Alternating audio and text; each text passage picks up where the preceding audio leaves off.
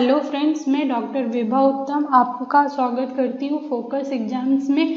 आज से हम एक नई सीरीज़ शुरू करने जा रहे हैं, भारतीय संविधान। तो भारतीय संविधान के तहत जितने भी इम्पोर्टेंट टॉपिक हैं वो सब मैं यहाँ पर कवर करवाऊँगी। तो आज के लेक्चर में हम पढ़ेंगे भारतीय संविधान के बारे में और साथ में दुनिया के दूसरे संविधानों से तुलना करेंगे। साथ ही कुछ इम्पोर्टेंट क्वेश्चंस के बारे में भी बात करेंगे।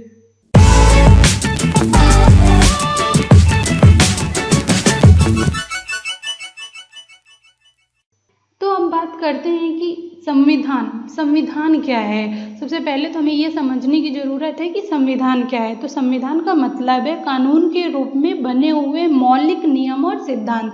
इसका मतलब जो कुछ रूल्स बने होते हैं हमारे, वो रूल्स को एक जगह लिख दिया जाता है। तो हमारा जो प्रशासनिक ढांचा है या जो हमारा देश का कानून है, उन सबको एक जगह लिख दिया जाता है और वो सब मिला के हमारा एक संविधान का निर्माण करते हैं। तो अगर दूसरे शब्दों में कहें तो संविधान द्वारा संपूर्ण देश की शासन व्यवस्था को नियंत्रित किया जाता है। और भी लोगों ने बहुत तरीके से संविधान को डिफाइन किया है, जिसमें से एक इम्पॉर्टेंट है, किसी भी देश का संविधान उस देश की राजनीतिक व्यवस्था, न्याय व्यवस्था, नागरिकों के हितों की रक्षा करने का मूल ढांचा होता है, जिसके माध्यम से उस राष्ट्र के विकास की दिशा का निर्धारण किया जाता है।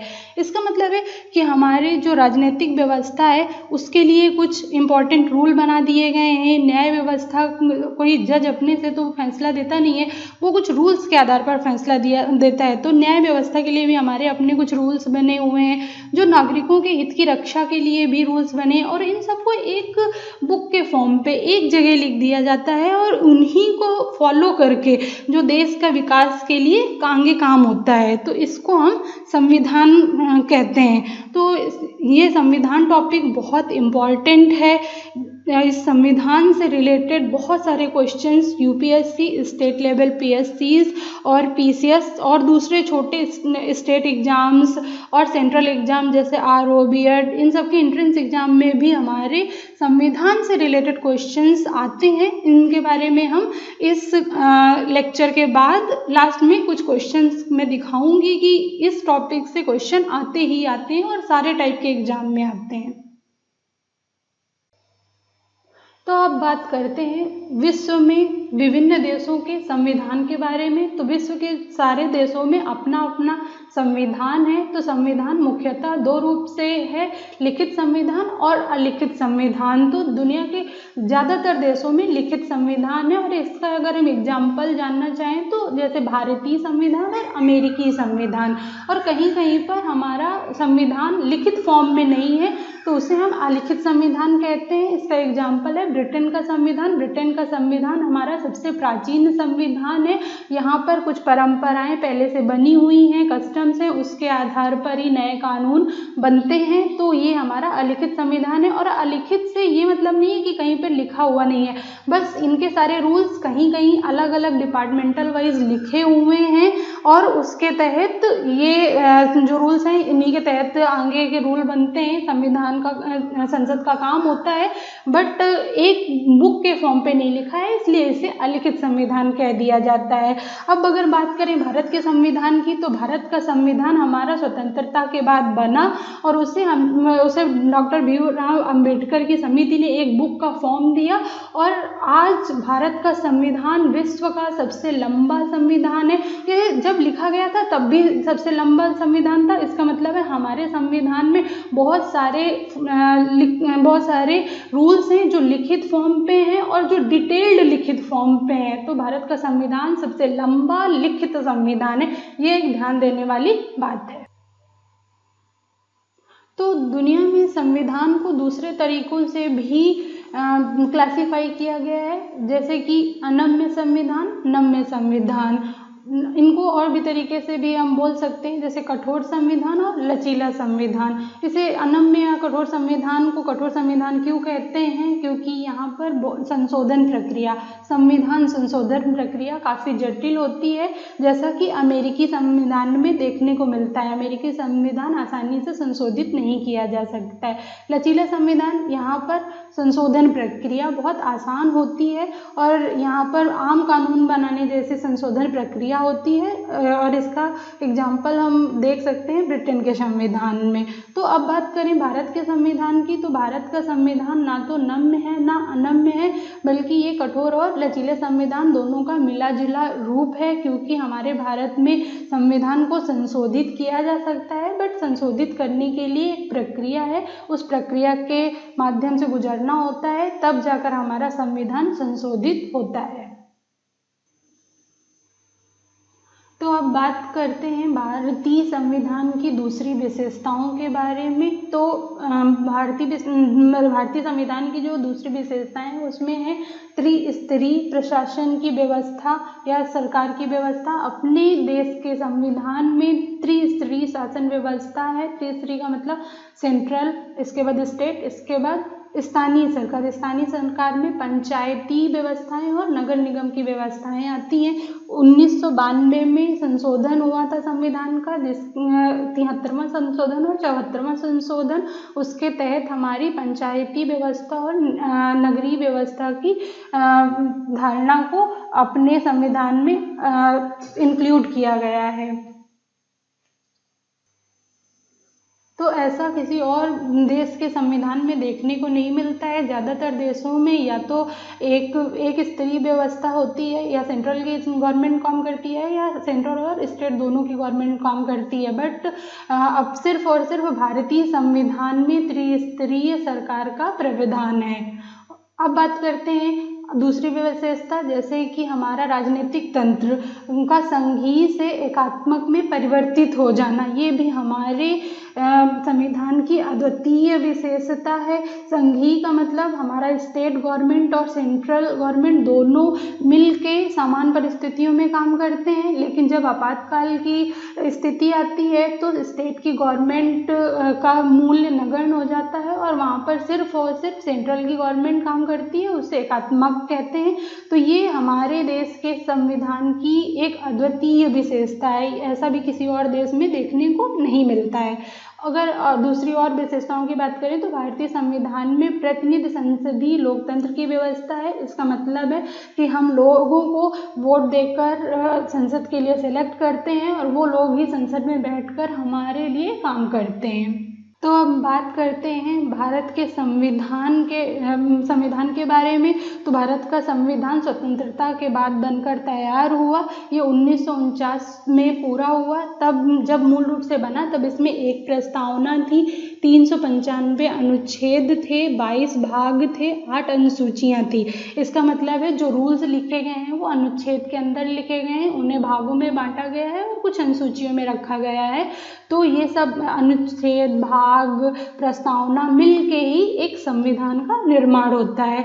तो जैसा कि मैंने बताया कि इंडिया के संविधान को संशोधित किया जा सकता है, तो बहुत सारे संशोधन अब तक हो चुके हैं।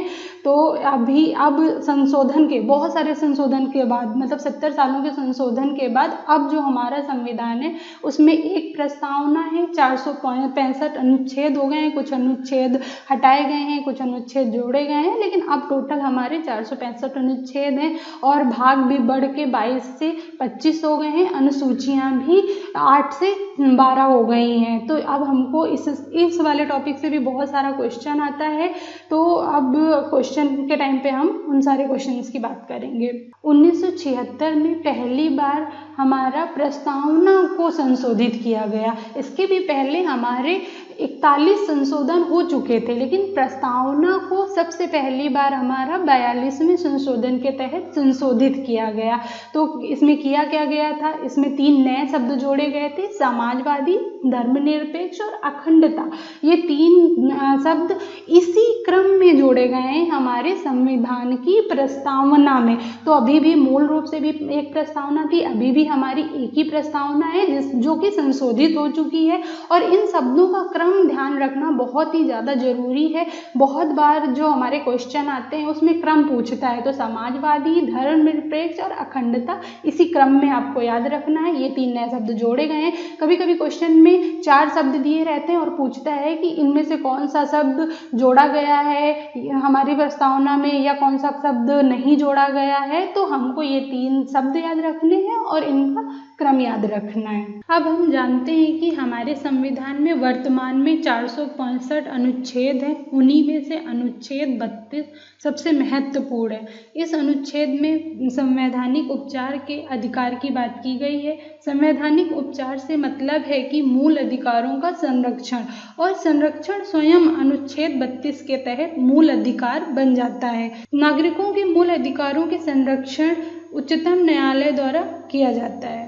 तो इसके लिए डॉक्टर भीमराव अंबेडकर ने कहा था कि यह अनुच्छेद जिसके बिना संविधान अर्थविहीन है, यह संविधान की आत्मा और हृदय है। इसका मतलब है कि इस अनुच्छेद में हमारा कुछ भी संशोधित नहीं किया जा सकता है। शायद बहुत सारे लोगों को पता होगा कि जो हमारे अधिकार हैं, मूल अधिकार हैं, उनको संरक्षण के लिए उच्चतम न्यायालय को काम दिया गया है।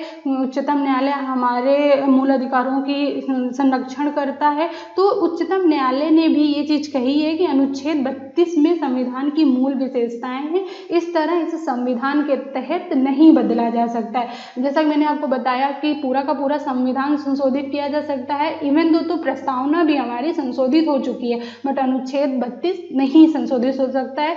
तो जब भी हम संविधान संशोधन से रिलेटेड लॉन्ग क्वेश्चन लिखते हैं और ऐसे पॉइंट्स को वहाँ पे मेंशन करते हैं तो हमारे अच्छे मार्क्स बनने की बहुत सारे चांस बन जाते हैं। तो इन छोटे छोटे पॉइंट्स को याद रख के अपने उत्तर में शामिल करना बहुत ज़रूरी है। कुछ जो क्वेश्चंस आए हुए हैं प्रीवियस ईयर्स में, सबसे पहले जैसा कि मैंने आपको बताया कि सारे पेपर्स में, चाहे वो छोटा पेपर हो बड़ा पेपर हो, इस वाले टॉपिक से रिलेटेड क्वेश्चन आते हैं। तो जैसा पहला क्वेश्चन की अगर बात कर लें, भारतीय संविधान में कुल कितनी अनुसूचियां हैं, तो कुल कितनी अनुसूचियां हैं ये करंट के लिए पूछ रहा है। तो इसका आंसर ए सही है, क्योंकि मूल रूप से 8 थी और अभी टोटल 12 हो गई हैं। दूसरे क्वेश्चन की बात कर लें, भारतीय संविधान में, ये भी अनुसूचियों से रिलेटेड क्वेश्चन है, ये इसमें भी पूछ रहा है कि कितनी अनुसूचियां हैं, तो यहाँ पे भी इसका आंसर 12 है। और अगर अब ये वाला क्वेश्चन काफ़ी इम्पॉर्टेंट है क्योंकि इसको दूसरी तरीके से पूछा गया है। इसमें कहता है कि भारत के संविधान में 20 भाग हैं, भारत के संविधान में कुल 390 अनुच्छेद हैं। भारत के संविधान में 9वीं, 10वीं, 11वीं, 12वीं अनुसूचियों को संविधान संशोधन अधिनियम द्वारा जोड़ा गया है।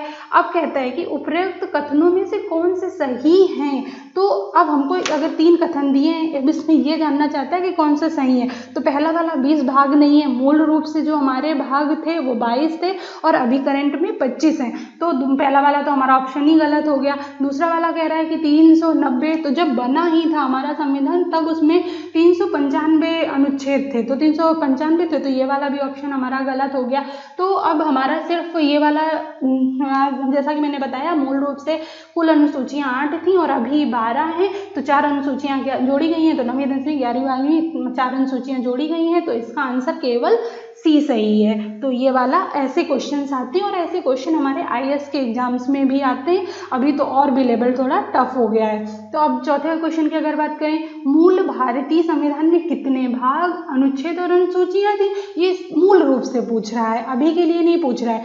22 भाग, 395 अनुच्छेद और 8 अनुसूचियां थी, ये मूल रूप से थी। और अगर अभी की बात करें तो 25 भाग और 465 अनुच्छेद और 12 अनुसूचियां हैं, तो ये वाला हमारा आंसर सही है। तो फिर से जैसा कि बिल्कुल सिमिलर टाइप ऑफ क्वेश्चन है 5th कि हमारे भारतीय संविधान में शामिल हैं, तो इसका पहला वाला ही ऑप्शन है। अब तक तो इतने सारे क्वेश्चन कर लिए हैं तो अब सबको पता ही लग गया होगा। फिर अगर इस वाले क्वेश्चन की बात करें तो भारतीय संविधान में है, ये थोड़ा ट्रिकी क्वेश्चन है। भारतीय संविधान में है 300 अनुच्छेद, 350 अनुच्छेद, तो ये दोनों ऑप्शन तो बिल्कुल गलत हैं, इनका तो कोई सेंस ही नहीं बनता है, क्योंकि हमारा मूल रूप से ही 395 अनुच्छेद थे, तो ये दोनों ऑप्शन गलत हो गए। अब दो ऑप्शन बचता है कि 400 से अधिक अनुच्छेद या 500 अनुच्छेद, तो अभी भी हमारे 465 ही अनुच्छेद हो पाए हैं, तो 465 अनुच्छेद हो पाए हैं, तो 500 तो नहीं है, 465 है, तो 400